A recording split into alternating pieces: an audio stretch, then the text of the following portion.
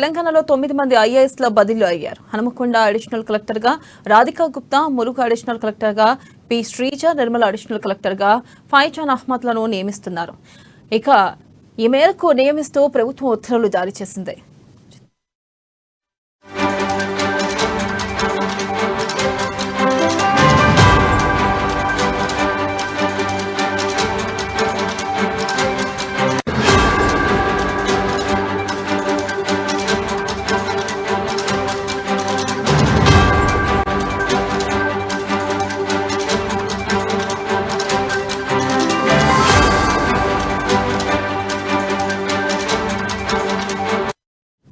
Breaking news చూస్తున్నాం. తెలంగాణలో 9 మంది ఐఏఎస్ల బదిలీలు అయ్యారు.